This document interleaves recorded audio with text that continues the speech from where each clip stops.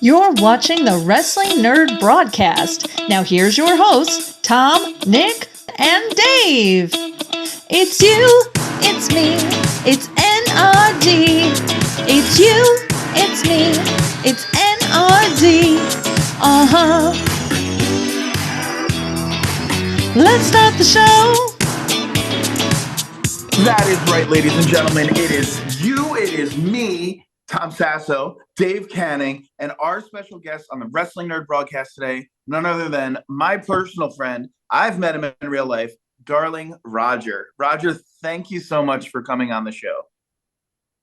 Hey, how you doing, Tom? I think before we got on here, we were just talking about the event that we met at, and it was incredible. You were incredibly entertaining, and like I was just telling you before we got on the air, it was something that kind of like gives me faith in the art of the entertainment of pro wrestling, and it's like it doesn't, it like I was saying earlier, it's, if you kind of take it seriously, the whole crowd will take it seriously, and your match was one of those matches where it was like, yeah, like we're just all here to have a good time and suspend disbelief, and I think that you did a great job doing it, and I had so much fun watching it.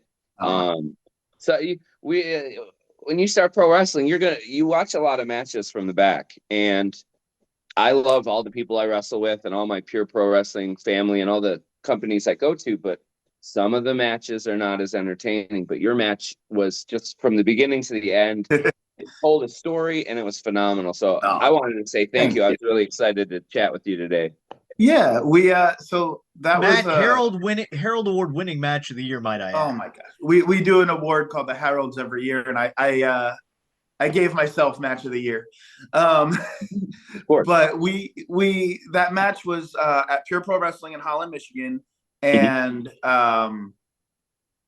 it was like a little while in the works. There were some talks with me and Xavier Justice, Joe, whatever, on what we can do, because I was supposed to be moving out of the area, and I ended up sticking around, and he's like, we should still do it. And then Mr. 190 was like super into the idea. And shout out to JP Ono. He was the right person. I think if it was anyone else, I don't think it would have worked as well. And I think that's what I can speak for Dave on this for our show. Nick is usually here. I'm assuming he's asleep. He's got two kids. He's got two kids. His football team won.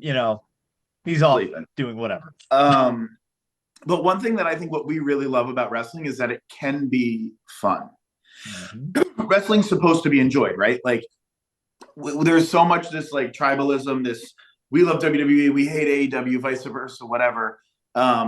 That I think our show focuses on, like, we hate things about wrestling. I'll be the first one to say it. I'm a cranky son of a bitch. But like, what do we hate about it? We hate when it's too serious. Like there's serious storylines, which are awesome. But like, Roger, you said before, like, it's just a bunch of grown men and women play fighting in a ring in their underpants. Like it's definitely that. And I feel like it's almost a talent to get a whole crowd kind of behind that idea. And I kind of want to go back to when you were talking about talking to Joe about kind of setting up a match and it being like a one-time kind of situation, because ironically that leads into how I started in pro wrestling. I don't know if you know my past, not at but all. I have been playing guitar for about 23 years. About it shows my age. I'm 38, and I've been playing since I was about 17. And pretty much most of my life has been dictated by wanting to be in a band and play music and do all that and pursue that. And I've kind of moved around the country and done all this stuff. And so I've always just played music, but I've always been a huge pro wrestling fan, just the biggest pro wrestling fan. And an opportunity came a couple years ago. I'm in a band called Lori and the Darlings with awesome female named Lori, best vocalist I've ever got to play with, and she's a songwriter and stuff. and she is very, very gung-ho about things. And she wanted to do a music video about, and she knows that me and our previous bass player are huge pro wrestling fans, and said, well, let's do a pro wrestling music video. And what we can do is like, we can have like ring girls holding the cards for the rounds, and we can do, you know, have a cornerman, all this stuff. And I'm like, Lori, that doesn't sound like pro wrestling. Like, do you really? And she's like, oh, I don't really know or understand anything about pro wrestling. I was like, well, like, we have a little bit of attention on the band right now. We have a little bit going on. We should make a music video for pro wrestling that's involved with a pro wrestling company. And had a friend of a friend connect me with Xavier Justice, our good friend at Pure Pro Wrestling, and had a phone call, and within a couple weeks kind of had some stuff worked out. Started shooting part of the music video, and part of the music video was me actually wrestling, so I started training. Yep. Unfortunately, during that summer, the way schedules go, we both kind of got too busy to finish the video, but I'd already started training, and by that point, I was addicted.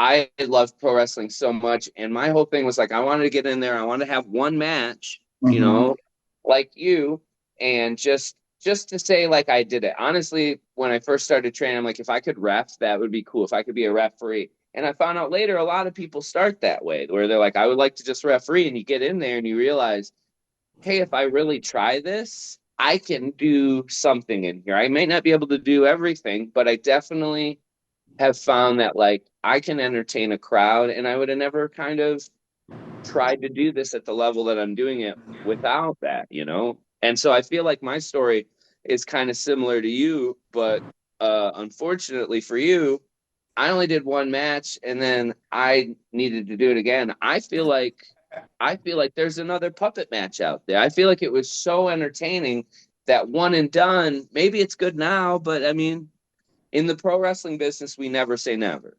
I'm not against it, Roger. I'm here for anything that makes Jim Cornette lose his mind. Yes. Yeah. Oh, that's my attitude. I am not against that. The one and done thing, it doesn't have to be. I think I've just heard it so many times. Just in PPW, just people come in, oh, I'm just going to do one match. I'm like, sure you are. And I think like with Pure Pro Wrestling, like it gives an opportunity for people to see if they not only like it, but if they're capable. Because like I did not train. I did mixed martial arts years and years ago. So I'm like, I told JP Ono, I'm like, you can whatever you want to do to my physical body, just do it. It's just fine. I'm not worried about getting hurt. I've been in fights. Like I can, I'll be okay. I know how to land on my back without hitting my head. Like that's important. It's very important. I think if I were to do more, it just sucks because like you guys are like complete opposite side of Michigan as me. Like I'd love to train a few times and like have more Tom involvement, not just like I get punched twice in the face. But at the same time, it works. So like whatever it may be, and like I love to do it out on the east side of the state with you guys where your home fans are. But then it's like you said, like it's hard to get a crowd behind you and to get them into it. When I came out at Holland and me and Joe introduced the show, the crowd was like, what the hell is this? Right. And then the match, they're like, oh my God, I love this. So like the time between introing the show and the match, I was just like, I should just go home. And I'm so glad I didn't.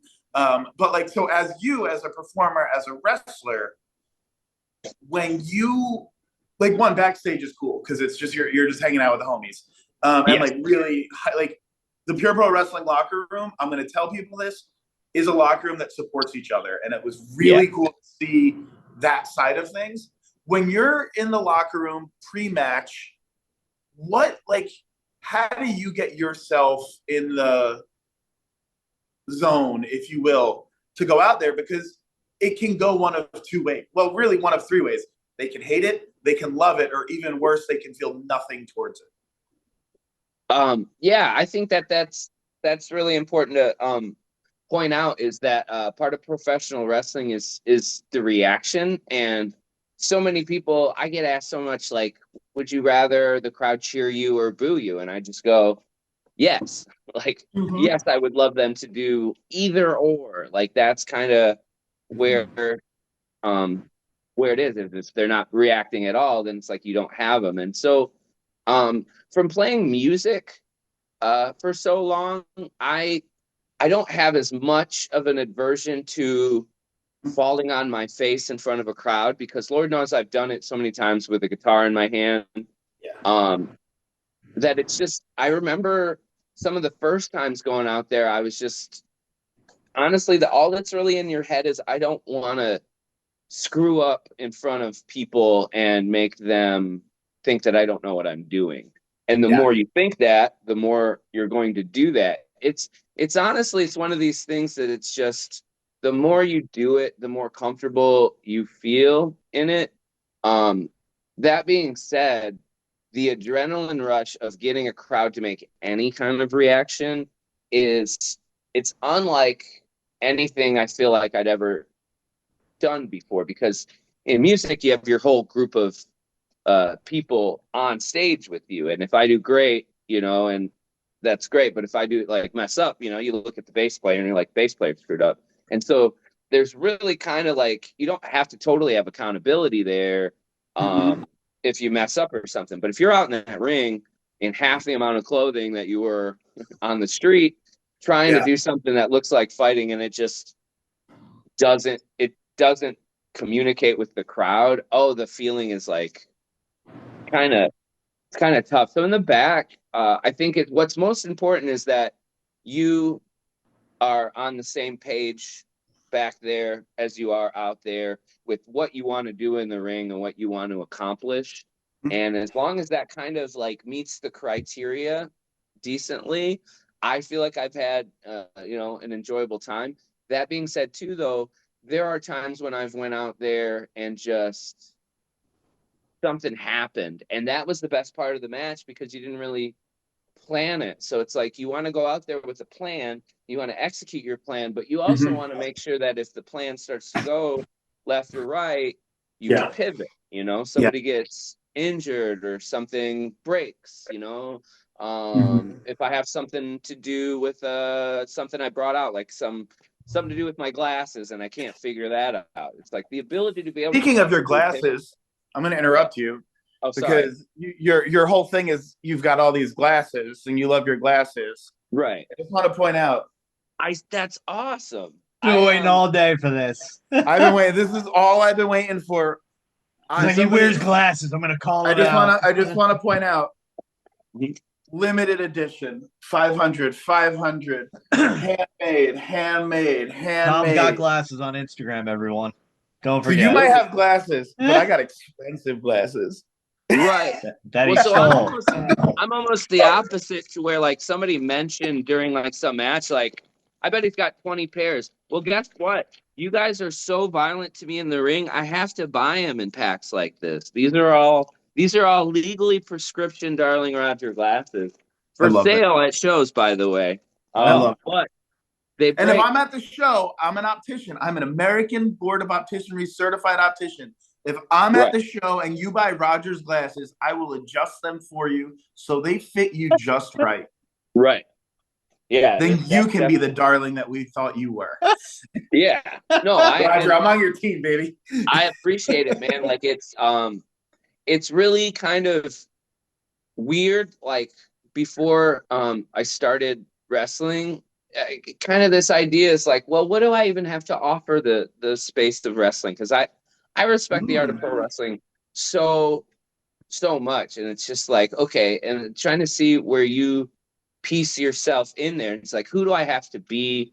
What do I have to change about myself to be good enough for this medium? And as I got into it, what was really cool is the more I accentuated myself, the more people caught onto it and enjoyed it. Like, I feel like all your best wrestlers, Shawn Michaels, greatest wrestler of all time, The Rock, Stone Cold Steve Austin, they're all just their own personality with the volume turned up. So anytime I find one of these little things about my personality, the glasses is a perfect example. It's just like, I've seen people wrestle with glasses, people out there still wrestle with glasses, and I'm like, I think it's a fun way to kind of help tell the story, you know? And then with my music background, try to put that in there.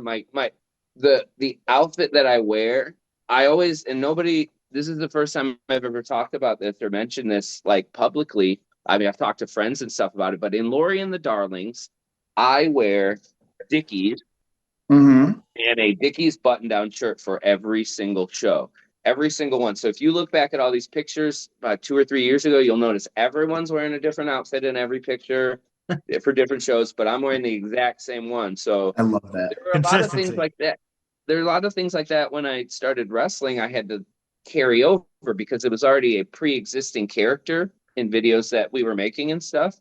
So one of those things was, you know, Dickie shorts, cut off t-shirt, and that's my outfit. And then once I got wrestling boots, which wrestling boots are I have a Gibson Les Paul, which is a guitar. I don't know if you know, it's like my dream guitar. And then the other dream I had was owning legitimate wrestling boots. And I own 2 pair now, and I never thought I would. And they're honestly some of my favorite things in the world. When I see my legs in wrestling boots and knee pads, I'm like, those are my wrestler legs.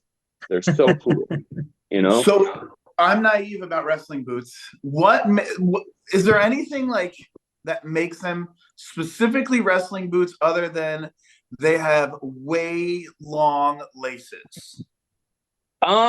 Like, are they padded on the bottom at all, or are they just like regular boots? They have shorter wrestling boots and longer wrestling boots. This is my pair. I ordered them from a bootmaker in Mexico, and they're all leather. I think, and they have the long laces, and you lace them up one by one and tighten them. I think what's more important, because I'm not an expert, they're very flat on the bottom, which gives you a lot of traction in the ring. But when you're not in the ring, when say at the VFW, you know, you got to watch out for wet spots. You're going to fall. Yes. And I think also they come up pretty high and they hold tight. I think they hold some ankle support. I also am at the ripe old age of 38 had decided that, you know, I'm just going to wear ankle and knee braces protectively instead of just from the beginning. So it's the way to go. Yeah. It's like, why risk it? You know, we all have to wake up in the morning and go, you know, earn money. So why be more hurt than you have to be at work, you know? Yeah. I just have to interrupt because it's just dawned in my head of a brilliant idea for the next time Harold potentially gets in the ring. Okay. I just envision Roger at the eye doctor with Tom trying to, you know, help him whatnot. Then all of a sudden, just Harold takes over and just calamity ensues. And he's just shooting with the puffs of air in the eye. We don't do the puff of air at my office. We're much more high tech. Oh, you're a humane eye doctor, I see. We use a tonometer. It pokes your eye 12 times and takes measurements. You don't even know. Must be nice. I could try to get permission from my office to film a little bit with you. I could be hilarious. In the optometry office, Roger. We could probably do it. I'm down for literally anything that helps kind of progress the product. Like I at my very heart and core, and that's one thing too about, like, when you said the pure pro wrestling locker room is very for each other, and I've been in a decent amount of locker rooms at this point in the past year or two, and generally everyone's pretty helpful to everyone else.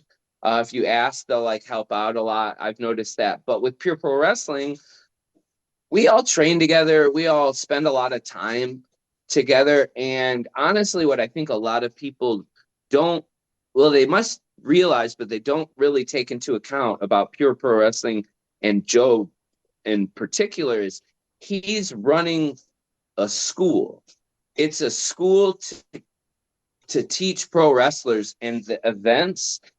The thing is, our events, they're probably bigger than a lot of indie shows just on their own. But the reason that he's having those events is to give the students opportunities to apply their craft out there, not only with each other, but with bigger stars. They come, and we always have a seminar, which, you know, very, very affordable way to spend an hour and a half with people that you've been watching your whole life and ask them questions about the thing that you guys both love, and just to get a clear answer. And it's like, it's completely in, like, you can't put a price on that kind of information and education. And the way he runs it is more kind of like a dojo. It's not like you go for 12 weeks and then you get a certificate. It's like, no, do you want to get good? Come to class and you'll get better. He always says, you know, if you were a professional athletes practice like professionals. Like, and so it's like, why would it be any different? Why would you learn how to wrestle and then only practice when you're doing it? You know? And so I could probably talk about Coach XJ, Joe, whatever you want to call him, this whole call. I can probably tell you the things that I really admire about him. So well, we're gonna have him on the show, I think, up in the next month or two. So don't spoil too much about him. Yeah, it's honestly like this whole experience has changed my life so much in ways that I haven't like imagined that it could. That it's just so exciting to see what's gonna happen next, you know? So what is like with wrestling then? With what is next? It's like I have like the general generic questions you ask wrestlers, right? Like, what's the goal for you? Like, what's the goal? And then like, what's the dream? So I think that too is like a lot of this stuff gets rooted in my musical endeavors, because my whole life has kind of just been this thing where I want to, when you're younger, when you start playing the instrument or you start doing, I think probably pro wrestling is real similar. Your goal is to be a professional musician or a professional wrestler. And that means paying your bills with your craft, focusing on nothing else when you're at a certain age. And you go along and you start to realize that, like, if you use that as your fail success kind of like checker box, you are going to really lose passion for it fast. You have to start finding what you enjoy about spending time in the process and the hard things about it before you can really kind of like appreciate all that. And with music, it was years and years of feeling like I had it in the bag, like accomplished. Like I know music enough, I'm entertaining enough, the music we write is received well enough. But what's crazy is once you realize that like you got into way more than learning how to play music, you have to market your music, you have to do so many things that aren't related to music, and you have to learn those and do those well. And then plus it's some luck. And so luckily for me, I started doing this at kind of I don't want to say the tail end, because I'm always going to play music, but the tail end of when it was just music. So I had a pretty clear idea of what making it was to me. So when I started to wrestle, my first goal was I just wanted to wrestle a match. I just wanted to wrestle one match, and that would be super cool. Once it started coming up onto the match, which was last February with a guy named Apollo Cruz. Shout out to Apollo Cruz, him and his a boy Rico doing a tag team 2 Fly. Some of the most talented kids. I call them kids because I'm so much older than them, but some of the most talented men that I've ever met. But we had our first match, and by that match, I had already kind of like it's going to be more than one, because I had so much fun and so much enjoyment, and it was so hard to get to that point. I worked so hard for it. And one phrase that I'll never forget from when I lived in Nashville and played metal music, and there was a metal band.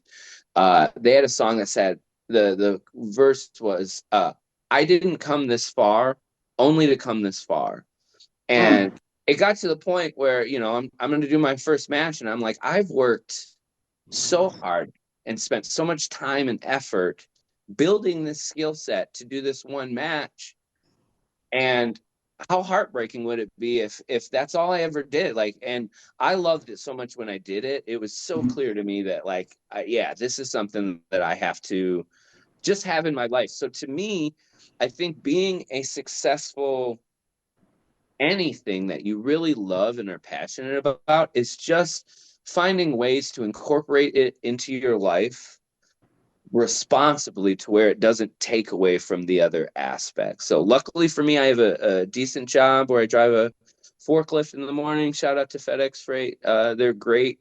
I make enough money and I don't put myself at a lot of physical risk. And they all love my garbage I bring in all the time. Just like, you know, telling them about, I talk about it all the time to them and they're super supportive. So that frees me up. I don't have kids, you know, can't get a woman to stay around. You know, I'm kind of annoying. So it's like I put all my time and effort into that, and that pays plenty for me to not feel so bad about it, to be able to have as much of it in my life as I possibly can is the goal. And I feel like I've really reached that goal. And so the new goal is always how much further can I go? I don't want to just go this far. I didn't come this far, just come this far, you know? Yeah, yeah. You have, so we've interviewed a lot of people Uh-huh. and asked some, you know, some similar questions. I think that was the most thoughtful response to what's a goal, because you brought like the goal changes, success changes, what that looks like. And I really appreciate the thoughtfulness in it, because it's not like the goal is to win this match or to wrestle in this arena or this place. The goal is to, if I can sum up what you're saying, is to enjoy what you do and like make sure that it's a part of your life. Right. And I love it. Thank you. Well, I think, and I keep going back to the music world because it's like one, they're so similar. Like the amount of similarities. I come from the music world as well, so yeah. Well, so I have a Gibson Les Paul, and when I say the word Gibson Les Paul, you know what that is. Yeah. That is the dream when you're a kid, is to own to be in. I was listening to somebody podcast today. It was about Mark Morton from Lamb of God, one of my favorite bands, and he was talking about when he was younger. He's like, it was incredible to even be in the same room as a Gibson Les Paul at a certain point in your life.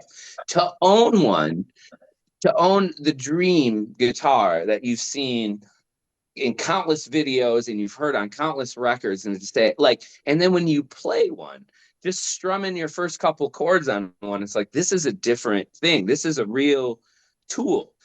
I got my Gibson Les Paul during the pandemic with pandemic money. Hell yeah. Yeah, and I'm super proud of it now. At the time, like, I don't think I totally deserved it, because I just kind of got it with money that I didn't really, you know, everyone kind of had. And I was like, you know, I could save this money or I could put it down on the dream that I've always had. And I Don't feel got bad. it. I went on the Jericho cruise with my pandemic check. Yeah. So I feel like we all probably did. You didn't something. frivolously spend alone. Trust me. Yeah. Well, I got to a point. I lived in New York City for a couple months during the pandemic. Another poor idea. But I had this guitar, and I would look at it when I was there, and I was thinking, like, I'm in New York. No music's going on, but like if I was here in any other situation, I had that guitar, I'd be out plying my trade and playing it and something. And just because of the circumstances of the world at the time, I was like, I don't even know why I have this thing. I didn't even play it. I didn't practice it. It would just lay there. But then when a couple years later, we started the band Lori and the Darlings, I was like, this is exactly why I bought this thing. And it was the perfect guitar for it. And it was the perfect time. So it's just like, I feel like with dreams, you know, with like your dreams of wrestling, your dreams of music and stuff, you have this idea of what achieving the dream is. One of the dreams that I had was owning a Les Paul. But if I didn't have any reason or any, if there was no reason for me to have the guitar, it kind of makes achieving the dream not mean as much, almost pointless, not pointless, but like, it's like, there's my dream laying there. It's amazing leather bound case. and I couldn't give two craps about it, you know. And Mhm. I feel like achieving like your goals, you know, championships, you know, music contracts and that stuff. It's just like those are great goals to have, but they're almost tools to get more of it into your life than it is. The goal isn't really the goal. I think the goal is Yeah. a destination that you set, and when you get there, you go, okay, well, where's the next destination? You know. Yeah. And so with me for wrestling, it's just, you know, trying to have as much of it in my life while my knees are still, you know, my knees. Yeah. Like I am a little older than most of the guys I train with. Most of the guys my age have been wrestling since I was playing music. So 10, Mhm. 15, 20-year vets. And if that means, you know, a couple matches a year vets, or if that means that they've been doing it, you know, pretty um, hard and heavy for that long, it's just different levels of it to where the people that have been wrestling a year or two, in my experience, are usually in their early to mid 20s. So Yeah. not only are they dealing with learning this thing that is so ridiculously uh intricate. It's so much more intricate than I ever Mhm. thought it was when I started learning it. It's so much more detail oriented.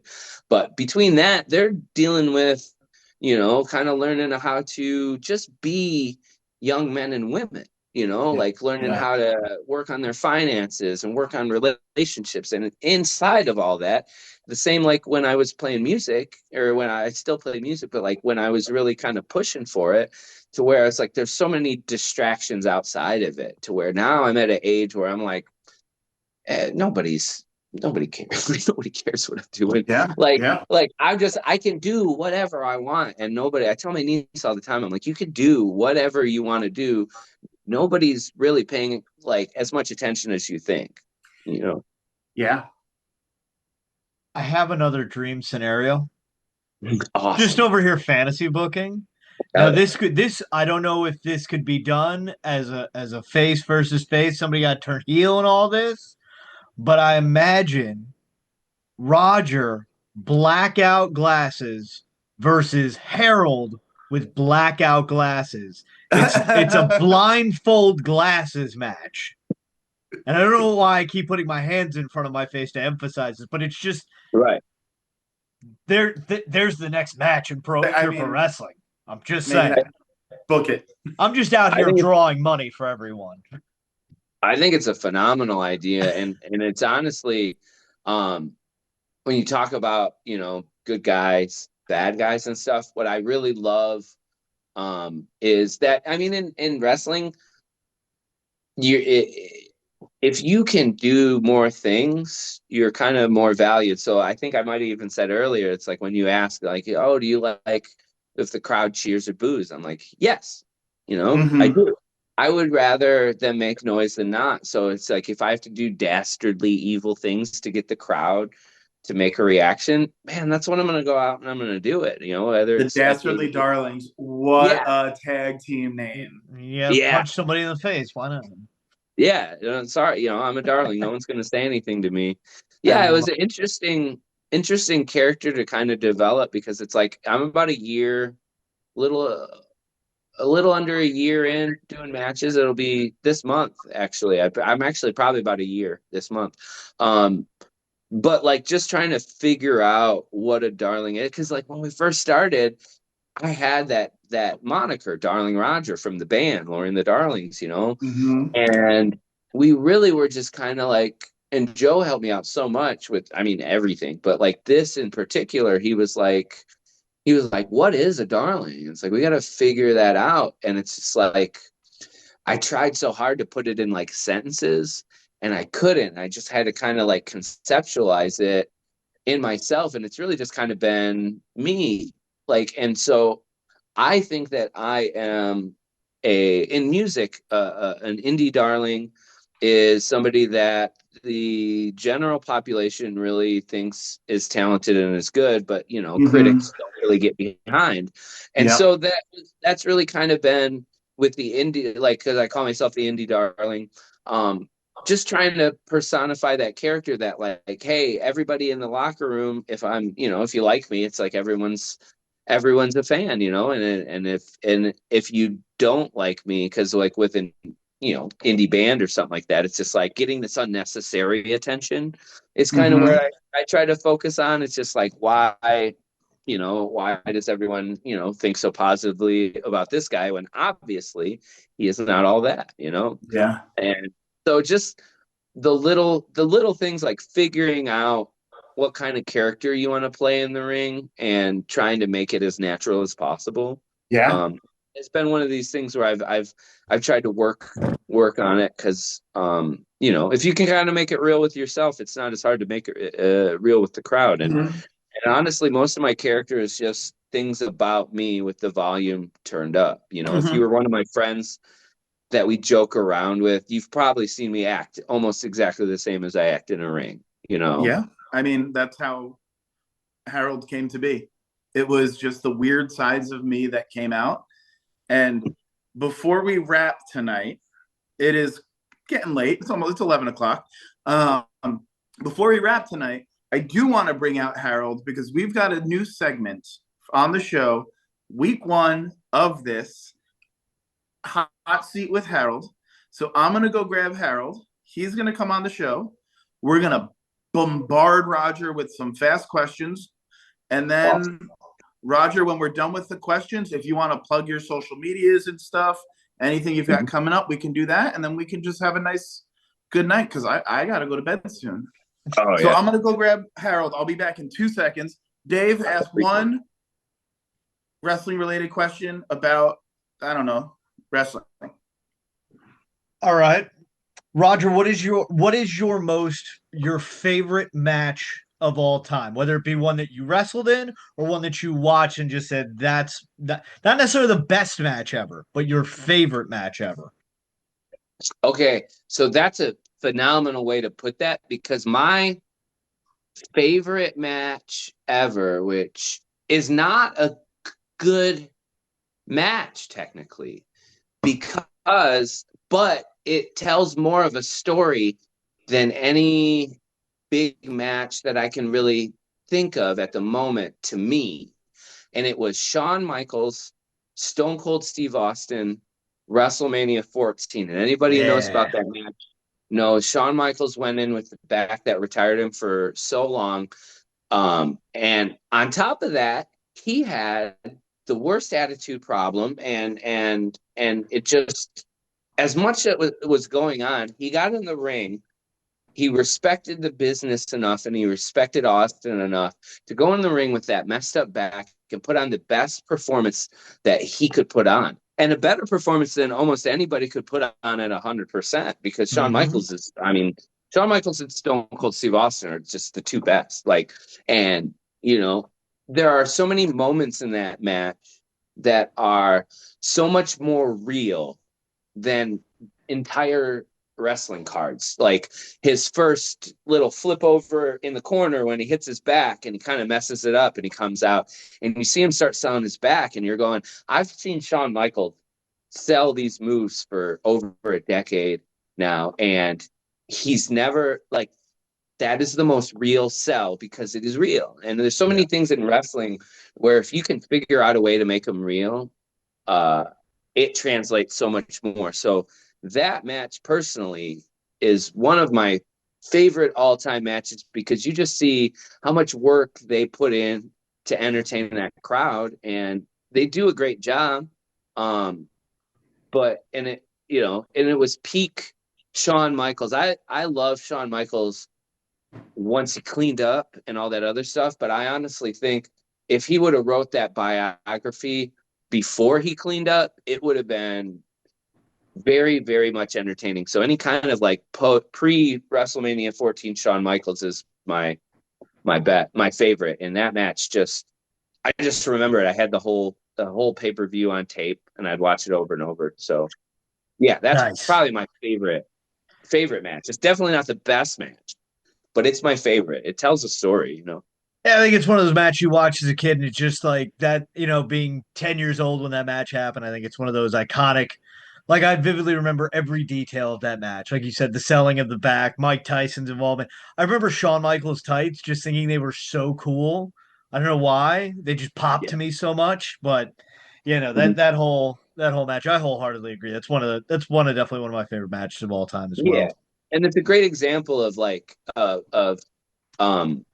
yeah, like it doesn't have to be like storytelling is so much more important than the actual moves and then the actual like physicality in the ring. It's great and you have to have that. But if you listen to the Undertaker's podcast at all, which if you're a pro wrestler and you haven't listened to every episode of the Undertaker's podcast, shame on you, go do it tomorrow.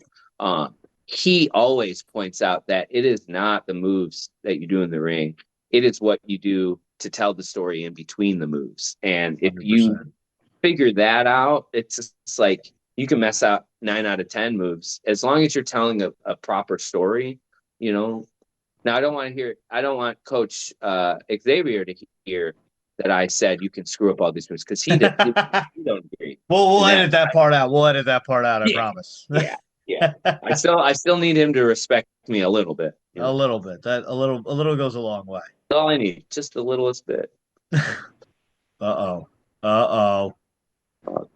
Puppet time. Whoa, hello there, Wrestling NRD Broadcast. It's me, Harold the Puppet, and I'm so excited to be here with my best friend in the whole world, darling Roger. I thought you were going to say me. I thought you were going to say me. You said I it's wasn't about sure either. the story, not the moves. That's all I am, baby. I'm a story. Whoa. I want to introduce my new segment, Hot Takes, Hot Seat. The hot seat. You're in the hot seat with Harold. And I wrote a song for it. You ready? It goes like this. Hot seat with Harold. Hot seat with Harold. Hot seat with Harold. I'm going to ask you a question. Back to back on the hot seat with Harold. I just wrote that right now. Someone give me a Grammy. Okay. I'll go get one quick. All righty, Roger. Can you hear me all right? I can hear you all right, Harold. Perfect. You ready? We're going to go right into this. Fork, knife, or spoon? One utensil has to go. Which one? Probably a fork. Excellent. I feel like I can. No, I don't need any explanations. You got it. Gummies, chocolate, or sour candy? Sour candy. Yes. Oh my goodness. Ketchup, mustard. Ketchup. Eddie Guerrero or anybody else? Let's go with Eddie Guerrero. I really respect him. Awesome. Okay. Greatest wrestler of all time? Doink the Clown? No. He might be number 2. He's number 2 behind Dink. Yeah. Okay, number 2 behind Dink. I accept. Okay. Yep. Roller coasters or water rides? Both. No. I like the roller coasters. Roller coasters or water rides? Let's go with roller coasters. I don't like to get wet. Wrong. Okay. Apples or bananas? Bananas? I like to opals and bananas. Oh, my nephew's gonna love that. Yeah.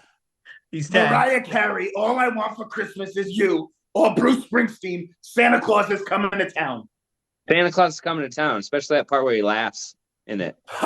You've been very good this year. Hey, band, Clarence, you've been practicing your saxophone. All right. Okay, one more question. If you could hug one professional wrestler ever, dead or alive, but they're alive when you hug them, who would you hug? Shawn Michaels. Just so I was in the vicinity of the greatest. And now if it was someone that's not Shawn Michaels, it would be Bailey, right? Right. No, you're right. Perfect. Yeah. So before we go, Roger, I got to say, there was Tom. Tom, get out of the shot. But I got to say, Roger, thank you so much for coming on the show, for being a friend of me, Harold the Puppet, for being a wonderful, wonderful professional wrestler and being the first person from Pure Pro Wrestling to respond to Tom's call for wrestlers on the show. Do you have any social media you'd like to plug? Oh yeah, definitely. You can find me on Facebook by looking up Darling Roger. I'm on Instagram under my shoot name Roger Marchbanks. Twitter is Attractive Carl because I made that one a while ago. Yeah, no, I was pretty proud of that when I came up with it. I sent it. A little funny side story. Mark Morton, the guitar player from Lamb of God, who's one of my favorite metal bands of all time, one of my favorite guitar players, saw that on Twitter. I sent him something that said like, this note in this song, I don't agree with it. Everything else you've ever done is amazing. And he sent me back, you have the best Twitter name I've ever seen. And I wrote something like Dimebag Darrell, Jimmy Page, Randy Rhoads, Mark Morton in that order. And he says, nah. And I was like, that's 2 messages from one of my idols. I'm never messaging him again. I just have this now. Amazing. That's incredible. But yeah, those are my socials. If you look up Darling Roger or anything, if you look it up on YouTube, I have a lot of my matches that have been posted in a folder, so you can watch those. I'm trying to get out. I'm wrestling at PPW. Our next match is, I believe, that one's March 8th in Detroit at this place called Candela. And it's in Mexican Town. I'm actually moving to Mexican Town at the end of the month. So I'll be like a hometown hero. And then in April, we have our big event, Retro Slam, April 12th at, where is it? At the Dork Financial Center. So on top of that, I'm trying to get out to different independents. I try to follow the Midwest Misfits. Shout out to the Midwest Misfits too, by the way. Those are my boys. Those guys helped get me into rooms that maybe I don't belong in, and I help drive them there so they can, have fun and party and be, I make sure I take care of the people around me because I appreciate this so much more than I feel people understand. Like, every day I get to wake up and live this life that I get to live, I feel more and more lucky and blessed and just excited to see what the next thing is and the next day is. So, and I appreciate, this is my first podcast interview that has to do with pro wrestling, and so I was super excited to come on here, and I was just super excited to see you again, Harold. Haven't seen you since the match in Holland, which was phenomenal. And by the way, Holland is probably the hottest PPW crowd that we have. Every time we go to Holland, it might be the same amount of people as other places, but those people are so much more excited. And honestly, I'd rather wrestle in front of 20 people that were super into it than 200 that were sitting on their hands. And in Holland, one thing, they are never sitting on their hands. So I appreciate everything that you guys have kind of given me today and getting to spend time with you and answer these questions about this thing that sometimes I'm like, I don't know if I really deserve it. People like you guys make me feel like I'm doing the right thing and that I deserve to be at the place that I am. And it gives me the inspiration to try to push this as far as I can, and it's great for me. And hopefully it's great for you guys. That's fantastic. We loved having you on the show. And now I'm going to do Dave's typical sign off. Wait. Before you do my typical sign off, I do need to let everyone know one thing. If you want to go back and watch our watch along of Harold versus JP Ono, you go back to episode 175. We did the watch along, Mystery Science Theater style. It's fantastic. It's cinema. Oh man. Chef's kiss. Don't start mentioning Mystery Science Theater 3000 because we don't have our silhouettes in. We're not that good at editing, but nobody knows about that. My favorite movie of all time is Mystery Science. One of not Back to the Future is my favorite. Second favorite, Mystery Science Theater 3000, the movie. I can quote that line for line to you, and the next time I see you, we're gonna do that. All right, let's do it, baby. So I'd like to thank you for watching the Wrestling Nerd Broadcast. I want to encourage you to follow Darling Roger on the social medias, Pure Pro Wrestling. Go see him play, wrestle, fight in his underpants, and come to Holland, come to Detroit, go all over Michigan, support the homies. So if you like the Wrestling Nerd Broadcast, like us, subscribe to us, leave a comment, Instagram, TikTok, Facebook, the internet, YouTube. For Patreon, you could be a Patreon for $1 a month, and that'll get you in our Wrestling Nerd Royal Rumble pool. So you got to be a Patreon to be in it this year. And I like to say, as the queen of metal, the queen metal singer herself, Celine Dion once said, near, far, wherever you are, I believe that the Wrestling Nerd Broadcast is good. Thanks so much for watching. And don't forget to tell your mother you love her. Mwah! Good night, ladies and gentlemen. Love ya.